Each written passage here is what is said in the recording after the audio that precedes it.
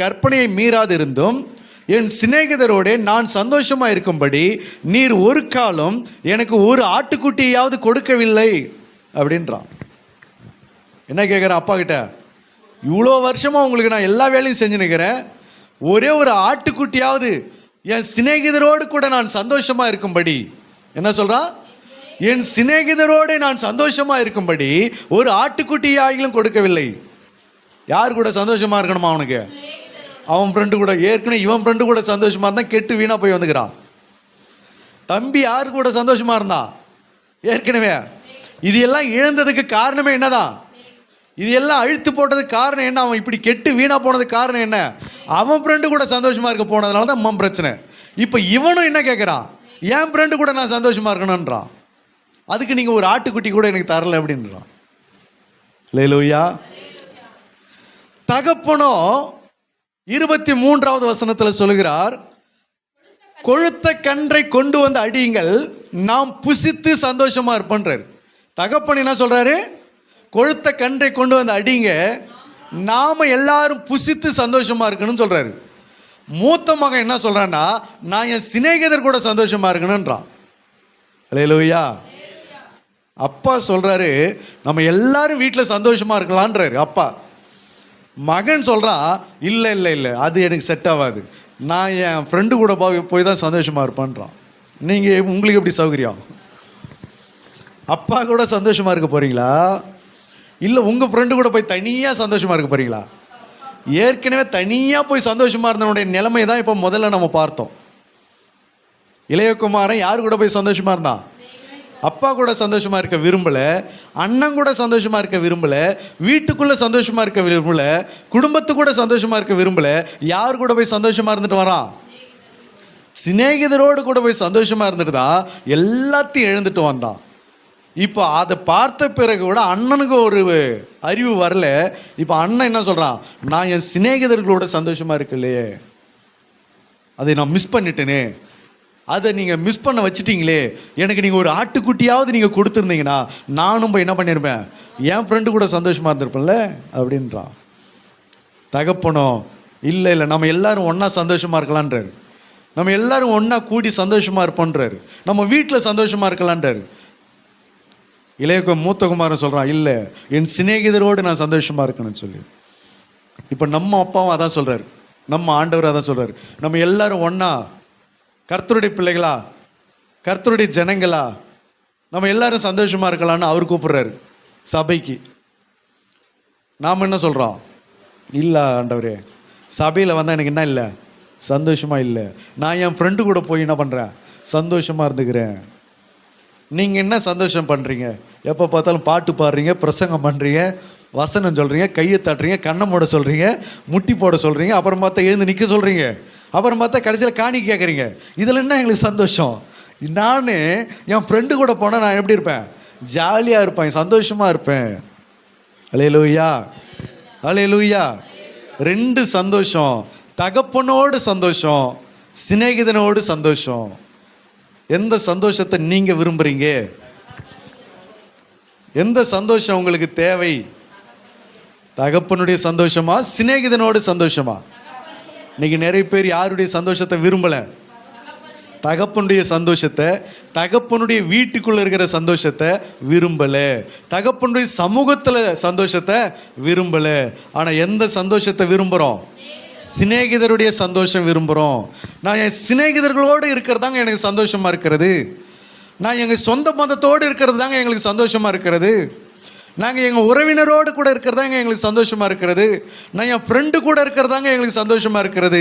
அப்பா ஏசப்பா கூட இருக்கிறது என்னங்க சந்தோஷம், அதில் என்னங்க சந்தோஷமாக இருக்கிறது? போர் அடிக்குதுங்க. அல்லேலூயா. அப்பா கூட சந்தோஷமாக இல்லைனா, சிநேகிதரோடு சந்தோஷமாக இருக்கிறோம் என்று சொன்னால் அது ஆரம்பம் நல்லா தான் இருக்கும், ஆனால் முடிவு வேதனையாக இருக்கும். உன் சிநேகிதரோடு நீ சந்தோஷமாக இருப்பாய் என்று சொன்னால், தகப்பனை மறந்து தகப்பனுடைய சந்தோஷத்தை இழந்து இந்த உலகத்தின் சந்தோஷத்தை நீ தேடி ஓடுவாய் என்று சொன்னால் ஆரம்பம் நல்லா தான் போகும், முடிவு வேதனையில் போய் முடியும். அல்லேலூயா. ஆகவே 2 சந்தோஷம் இங்கே நமக்கு முன்பாக காணப்படுகிறது. ஒன்று தகப்பனுடைய சந்தோஷம், இன்னொன்று சிநேகிதரோடு உலகத்தாரோடு ஒரு சந்தோஷம். ஹல்லேலூயா. அதுதான் வேதம் சொல்லுகிறது.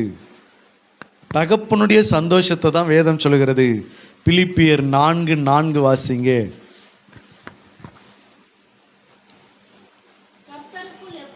கர்த்தருக்குள் எப்பொழுதும் சந்தோஷமா இருங்கள் என்று மறுபடியும் சொல்லுகிறேன். ஹல்லேலூயா. என்ன சொல்லுகிறது? கர்த்தருக்குள் சந்தோஷமா இருங்க. மூத்த குமாரன் என்ன கேட்கிறான்? இல்லை, என் சிநேகிதரோடு நான் சந்தோஷமா இருக்கணும்னு சொல்லி வேதம் என்ன போதிக்குது?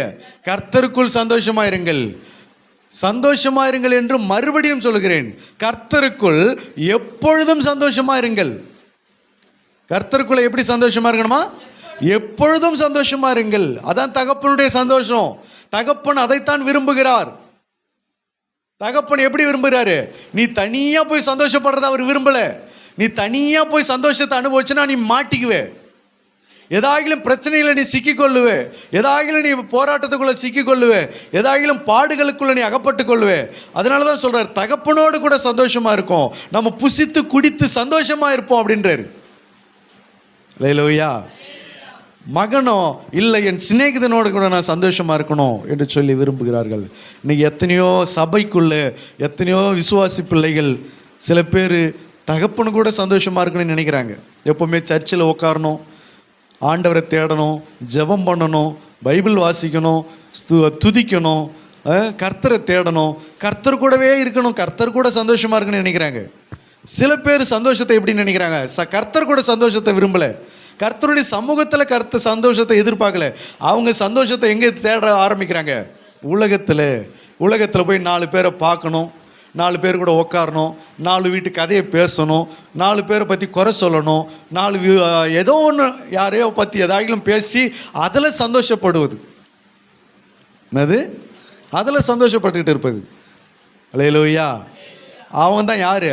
மூத்த குமாரனை சேர்ந்தவர்கள். மூத்த குமாரனுக்கு தகப்பன் வீட்டில் எல்லாம் இருந்தாலும் கூட, ஆனால் அவன் யார் கூட சந்தோஷமா இருக்குன்னு நினைக்கிறான்?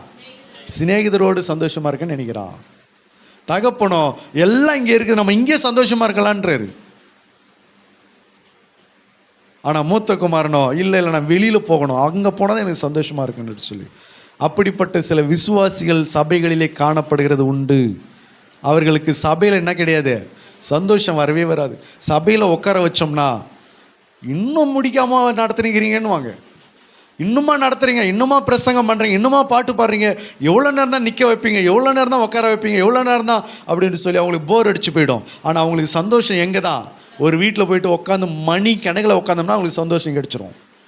எங்கேயாவது போய் ஏதாவது ஒரு கல்யாணம், ஒரு ஃபங்க்ஷன், ஒரு ஏதோ ஒரு விழாக்களில் போயிட்டு அங்கே போய் சொந்தக்காரங்கள் வீடுகளில் அங்கே போயிட்டு ஒரு நாள் முழுக்க செலவழிச்சாலும் அவங்களுக்கு சந்தோஷமாக தான் இருக்கும்.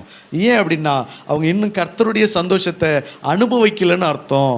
தகப்பனுடைய சந்தோஷத்தை இன்னும் ருசி பார்க்கலை என்று அர்த்தம். தகப்பனுடைய சந்தோஷத்தினுடைய பலனை இன்னும் அவர்கள் அனுபவிக்காமல் இருக்கிறார்கள் என்று அர்த்தம். ஹல்லேலூயா. தகப்பன் வீட்டில் சந்தோஷமாக இரு முதல்ல, அப்புறமா தகப்பன் என்னென்ன செய்கிறாருன்றதை மட்டும் பாரு. ஹல்லேலூயா. தகப்பன் வீட்டில் சந்தோஷத்தை அனுபவிச்சு பாரு, அப்புறமா அந்த பலனை உனக்கு எப்படி வருகிறது என்று உனக்கு தெரியும்.